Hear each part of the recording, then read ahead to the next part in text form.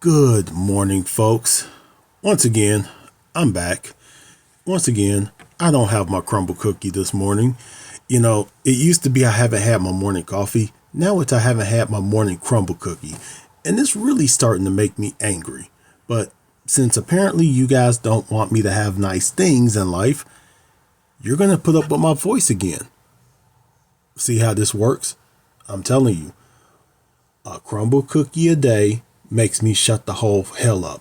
Anyway, Hush Designer, 5 tips for architecture internships. I'm going to say this could work for co-ops as well, though co-ops are just a little bit different. Let's just get into it.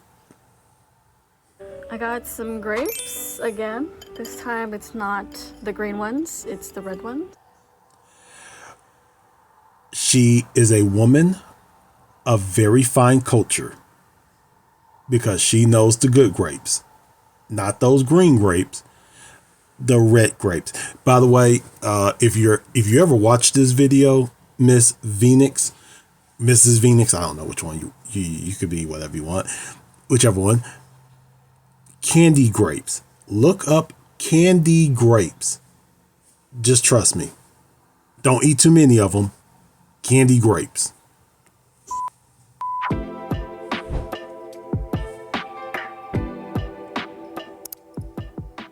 What's up, guys? This is your girl Venix and welcome to another video. Today we're going to be talking about architecture internships and tips that I wish I knew before entering an internship. So let's get started. Number 1, choose a firm that aligns with your interest. Can be very overwhelming at first because there's just so many choices out there to choose from. And in my opinion, I think that you shouldn't choose a firm just because of its prestigious name, even though it may look good. But then just imagine if you just being the designated model maker of the whole internship. You know, you don't want that. I know people that did that. Don't do that. You don't want a chill experience. You want to learn more. No, I actually want a chill experience. I just want to be a little lazy. Look, if I'm getting paid to make models, I will be the best model. Nah, I'm joking. Unless that model making is like 150,000 a year, then I'll make as many models as you want me to. Or if that were to happen, you need to talk to your supervisor because that is a problem and you want to keep moving forward. This is important, especially when you're in a graduate level and your school requires you to do internship experience. And what would really help you reduce your choices of choosing a firm that you want to intern for is narrowing down to what your thesis topic is. For example, if your thesis is based on enhancing athletic stadiums, then choose a firm that focuses their projects on athletic stadiums. And just remember, during your internship, you should at least meet your supervisor at least once a week or so. Just try to communicate with them pretty often so that you get the most of your experience and communicate what you want to get out of your internship. And this is another important tip. Remember to research the firm that you're interested in, their projects, the firm's principals, or the leaders of the firm. And remember to talk to past interns or people who you know that currently work there, or maybe like your supervisor knows someone and they can connect you to that person. It's just so that you get the feel of maybe the firm's culture or what it's like working. And this is where a lot of people mess up. They just take the first thing offered to them, or maybe the second thing offered because maybe the first thing kind of went a little fast, and they don't really do their due diligence. They don't really look at who are they getting. I don't want to say getting in bed with, that doesn't sound right, but they don't understand what they're getting themselves into when they get with a certain firm. And because of that, they don't have either the best experience, or the experience is just so terrible that they just walk away, or they just go with the flow, and they don't really learn anything. And that's always kind of unfortunate. So please do as she say, do your due diligence, do your research, and know exactly what you're getting into before you get into it. Eat your fruits, guys. Crunchy, crunchy. Number 2, budgeting. Choose a firm that fits your budget. If you are considering going out of state, out of country, You need to be mindful of your expenses. Seriously, really ask yourself, are you funding for this experience yourself, or is your family helping? You might consider taking out a loan if you're really committed, but don't forget to budget for tuition, housing, food, transportation, shopping, and entertainment, because you will be entertained by that state or country. It's not. Now, I am planning on doing my next co-op in either Australia or the Netherlands. And yeah, you got to remember, you're not going to be in little old Portland or little old Vancouver or little old Seattle or little old Chicago or wherever. You got to remember that other places cost money, and you're going to want to do things that are there. You're not going to want to do, fly back home to do everything there. You're going to want to stay there and do things, and things there are going to cost money. So even though if it's depending, it might be a paid internship, or if it's a co-op, of course it's going to be paid because that's a paid position. Make sure you budget for a lot of things, and always keep a safety net just in case things don't go the way you thought they would, or things start costing just a little bit more.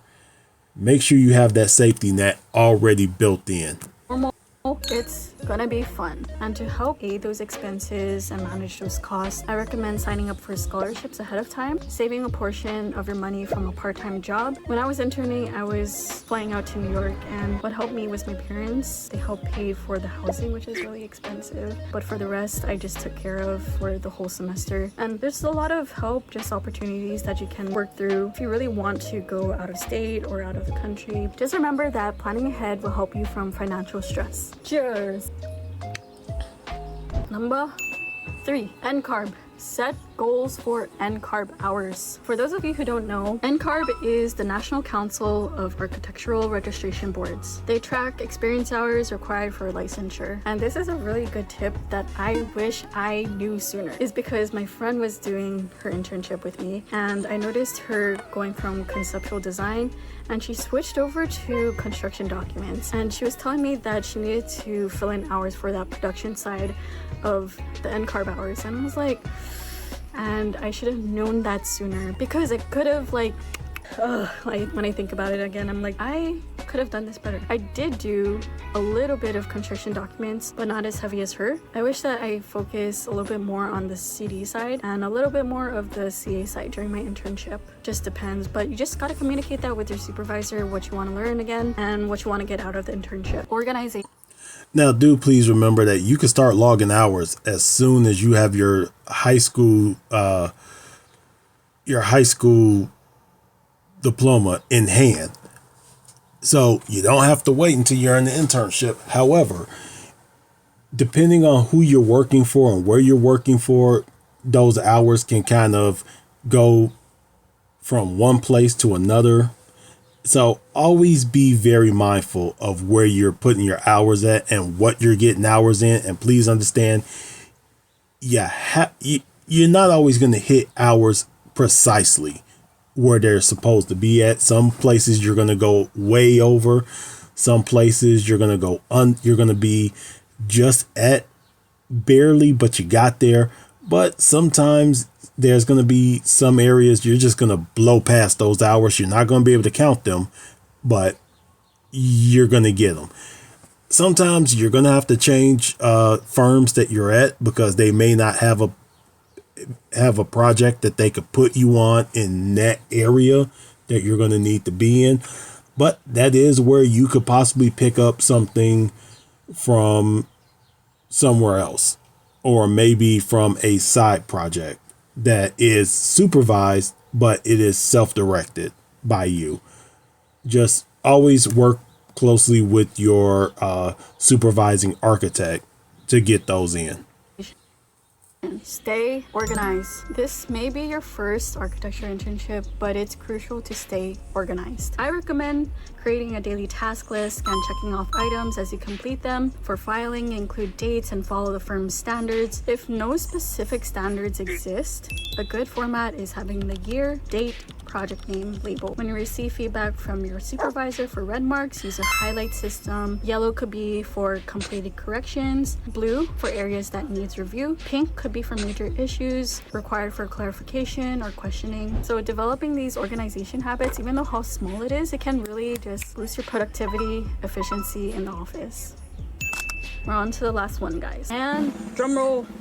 Number 5, networking. Build your connections. Update that LinkedIn. Add people on your LinkedIn. That's what it's for. Yes, please do update your LinkedIn. But if you put something like Lion or CEO, I'm not going to follow you. I'm not going to follow you just because you're the CEO of your little Mary Kay downline. I'm not doing that. Please don't do that. Please, people, stop doing stuff like that. I don't want to read that. No, just don't. I would rather you just put student than CEO of something stupid that doesn't really exist. And if you put Lion, if you put that you are a LION, I know you are LYING. Don't do that. Internships is an excellent opportunity to expand your professional network. If you're interning with others, consider socializing with them during lunch or breaks. You might meet interns from different states or countries, offering you valuable insights into diverse perspectives and experiences. And this is a really good opportunity for you to just learn from people who has different backgrounds. Like, I mean, honestly, networking can be very scary at sometimes, but you just gotta do it. I mean, it's part of the architecture profession to just reach out to people because you're gonna be talking to consultants or just manufacturers in the future, so you always have to build your network. And now when you just like keep practicing and just talking around with people, trust me, it will get easier for you if you just keep practicing and just like improving your socializing skills. And one of my favorite memories is just meeting my Chinese sister, and she was an intern with me. Oh my gosh, like we did so much things because like she was from China and she introduced me to a lot of Chinese dishes that I didn't even know about. I was like, oh my gosh, this is so good. Okay, not my Chinese sister, but my Korean brother. He put me on to a show called The Brother's Son on Netflix. Not just that, but he also put me on to a dish from Korea called omurice, which is kind of like a open face omelet with like fried rice and kimchi and whatever kind of meat you want to throw in, and like those little they're like little shoots, like they're not sauerkraut, but they're like just little shoots of something. I forget what you call it. So good, so delicious. The only thing I didn't like is he put ketchup on his. I let him put ketchup on his. I put hot sauce on mine because black. But it was the most delicious thing. You know, I introduced him to Popeyes because love that chicken from Popeyes. But of course, he had a problem with the biscuits. So I guess there is a problem with the biscuits from everyone else but me. But she is 100% correct. The people you will meet when interning or co-oping will change your perspective of life, will change your life completely, will open so many doors for you in so many places, because you don't know who you know through someone else. You will always be shocked that you are not that far from the person that can really put you in a better position just by one person you meet in school or intern, co-op, on the job, or just walking down the street.